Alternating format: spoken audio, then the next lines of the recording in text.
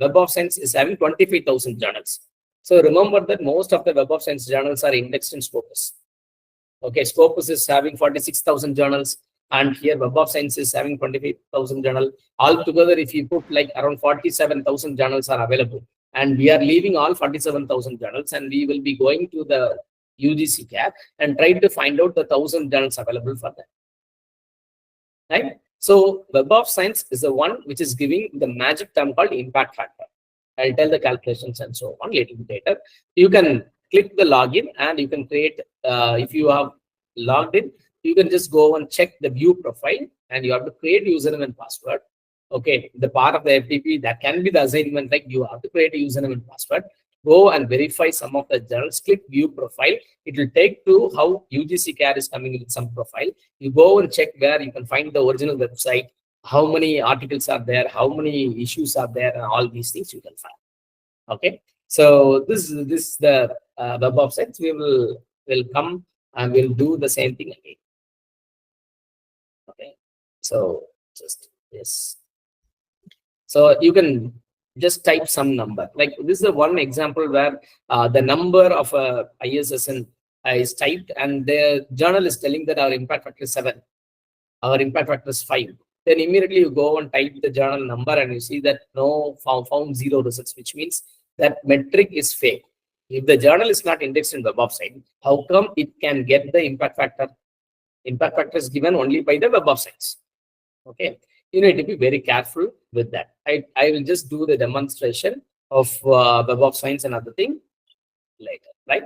So now there's a comparison between Scopus and Web of Science. Now Scopus is much later it came into existence. It is done by the Elsevier, is a publishing industry, and they have come up with the Scopus database since 1996. It is there, but 1970 onwards we have Web of Science. Web of Science metric is the impact factor. Scopus is giving similar metric called site score. Now, what is metric? Metric means measurement, right? So if you think about a journal, how do you measure the quality? How many people are reading? Okay, but how do I know that how many people have gone through? So which means that how many people are citing. So number of citations divided by the number of papers published, which is nothing but the average number of citations. Whether it's impact factor or site score, both are talking about the average number of citations, but the calculation is slightly different. But if you look at that, the number of journals is 24,000 plus here, that's 38,000 or 47,000 now.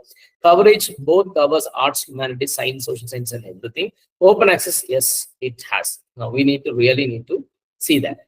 Now, do we need to pay for publication? If I just ask you, you may say that yes. You may say that no, I don't want to pay. Or you may say that probably if demands, I can pay. Right? We really need to know the logic behind that. All the journals were subscription-based journal, which means the library will subscribe or an individual will subscribe the journal and they will read. Okay. So readers, if suppose I want to read, I have to be a subscriber, right? That is how the journals were lived once upon a time. And once the internet is there, everything is now online, and the subscription model is a failure model. Now, what they thought that, okay, instead of asking the reader to pay, because I need to pay so that I will get the subscription, or me or my institution will subscribe and I'm reading. Now, what happened? Anyone can read. We will make that. But whenever people are publishing, and we will charge them. That is the idea. That is called open access. So definition is going in this way. Open access means it's free. And if you have internet, you can read, download, copy, distribute, print, search, link to full text, crawl them for indexing, pass the data, and you can do all these things as long as you have internet. So that is the open access. And open access journals will get the money from the authors, not from the readers. Okay. If you look at that, it has started only after 2000, and then suddenly the number of open access journals are keep on increasing. Now probably this is 2017, we have 12,000. Now we may have probably 15 to 20,000 journals which are open access in nature. Now, when you say open access, you need to know certain terms. Gold open access. You like it or not, the authors should pay. Please make a note of it. Gold open access, authors should pay. So 2 examples from premier chemistry journalists from RSC Advances, RSC Chemical Biology, they said gold open access. When you say open access, gold open access, the authors should pay. Okay, right. Hybrid gold open access or hybrid open access or hybrid journals. you don't want to pay. Okay, so these journals are subscription-based journals.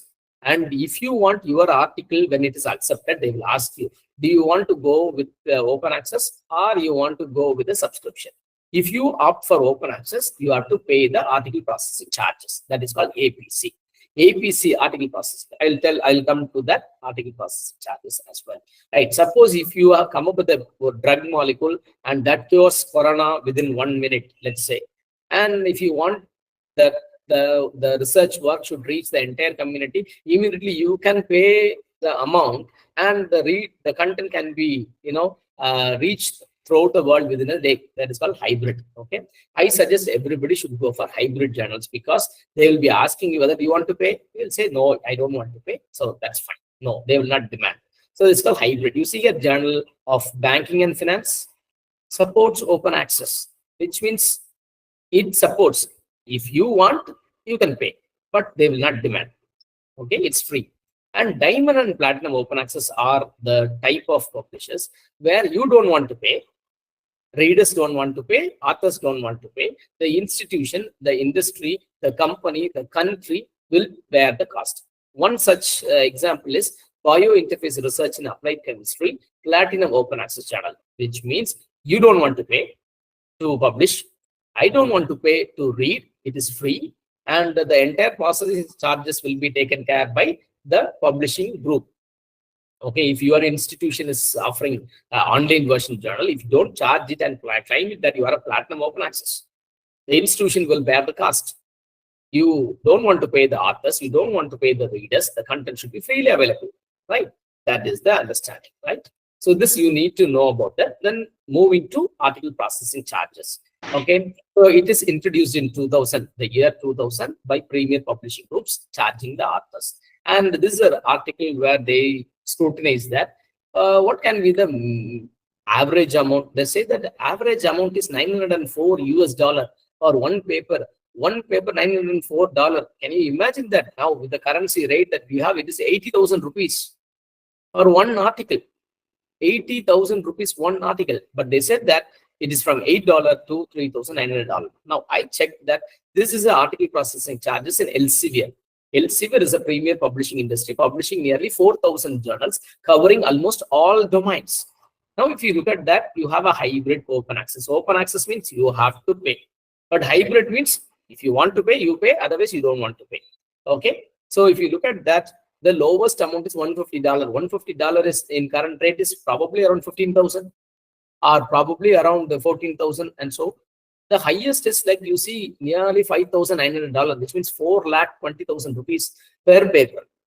But you see that is a hybrid, which means if you want, you pay.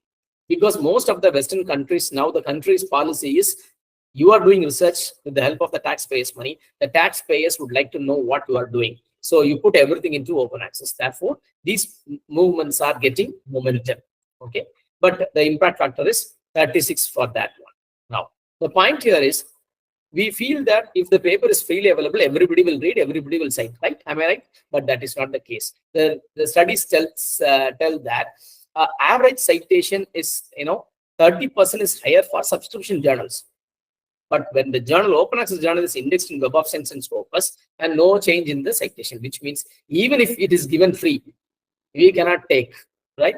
Sir, it is given free, sir, we will take. No, because it's poison. We cannot take, right? So the subscription based journals are always good. That is what the thing.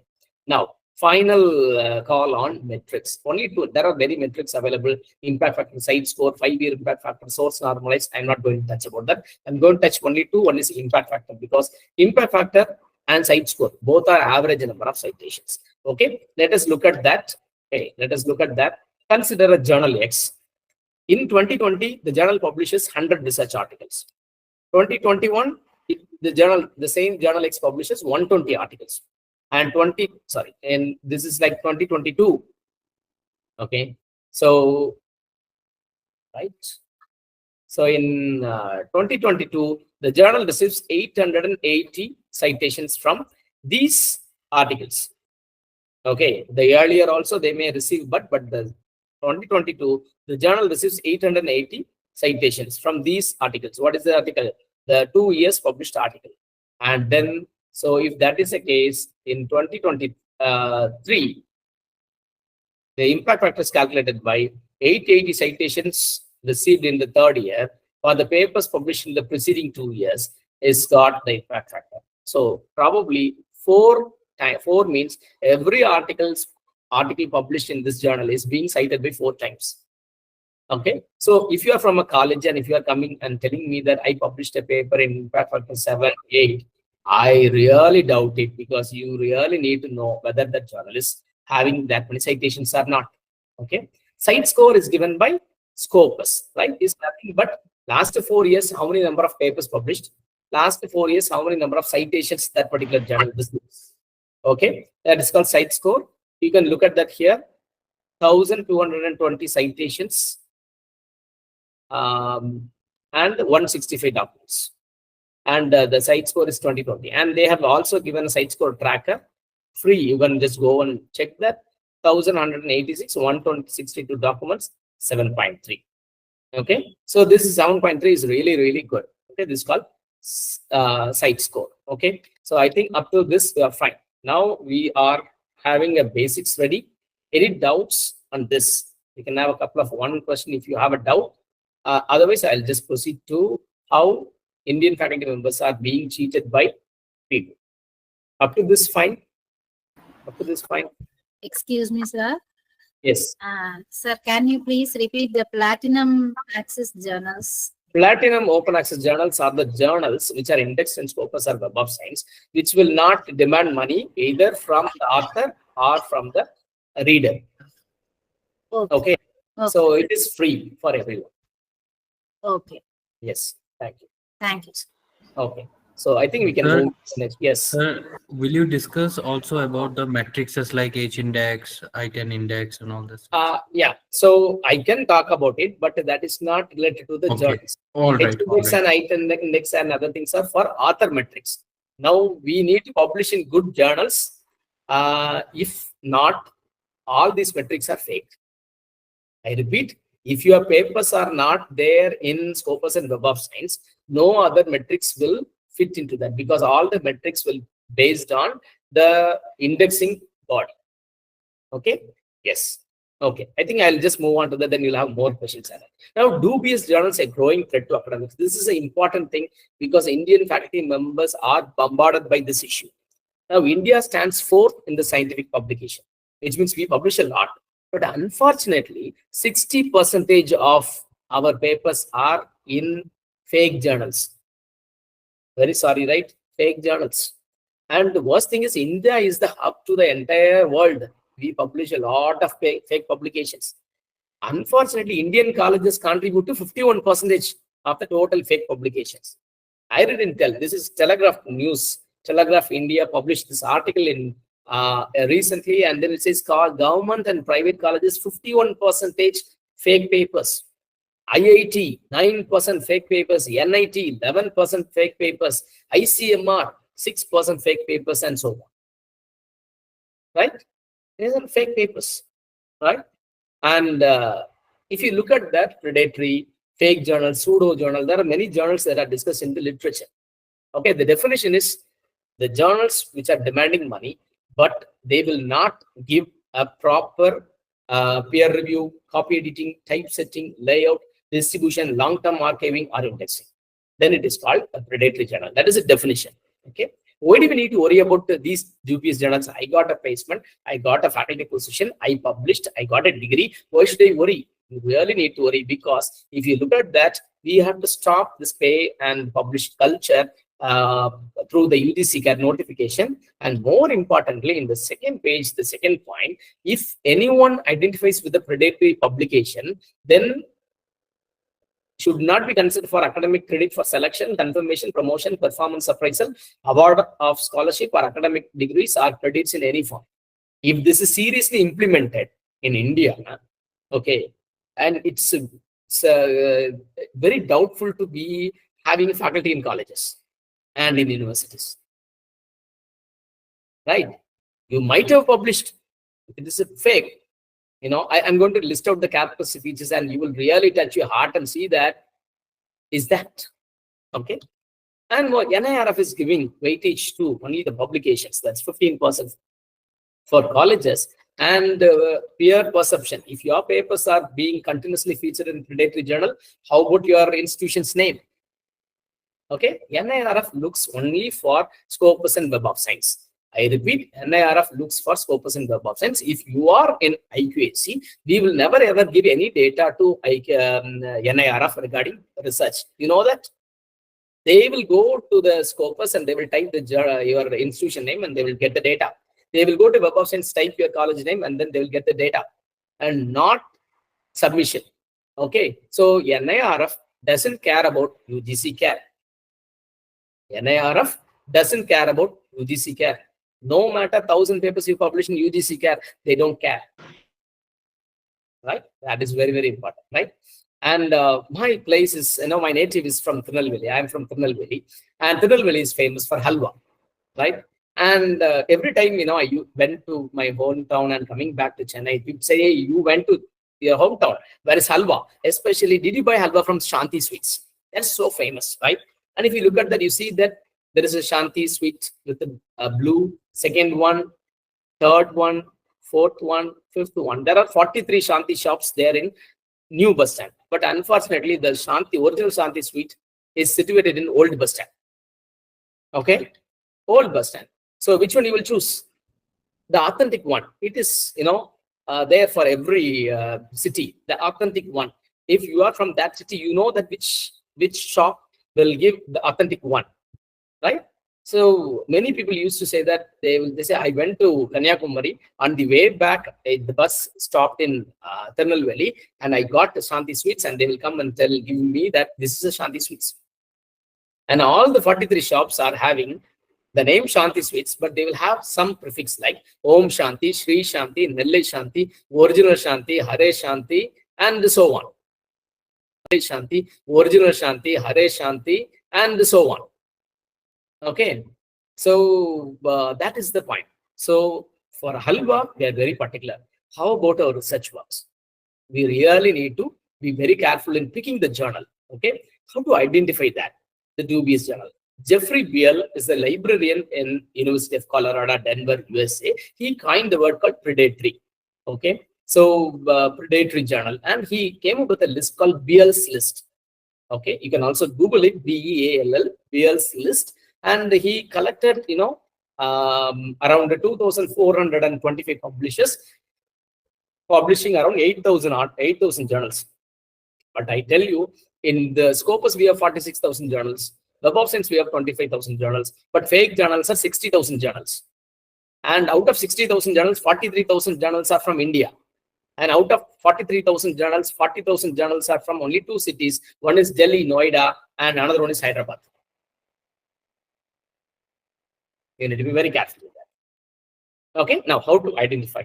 Number one, if you come up with a word, something called international journal, global journal, world journal, universal journal, Asian journal, American journal, European journal, you need to be very careful. I tell you, you need to be very careful. But I'm not saying all journals that are there with the international, is it fake? No. But most of the journals which are having an international word is fake. Now, multidisciplinary. If it is multidisciplinary, fake. Take my words. If the journal is telling multidisciplinary, fake. Okay. So then, because they say that multidisciplinary in the sense, the broad scope, you are from economics, you give your manuscript, I'll publish, pay 5,000. And if you are from chemistry, you give your paper, I'll publish. Multidisciplinary. If you pay in lakhs and publish in index journal. If you pay for 1,000 rupees, 500 rupees, 3,000 rupees, 4,000 rupees, 10,000 rupees, fake. Location and developing country, claiming an address in the US or UK. For example, Australian Journal of Advanced Sciences, publishing from Madurai. You see that? American Journal of Economics, publishing from Siramuli, or from Noida, or from Surat, or from Pune, or any city you say, or from Bangalore. Abuse of committee on publication ethics is very important because most of the journals are getting money and publishing your content within 4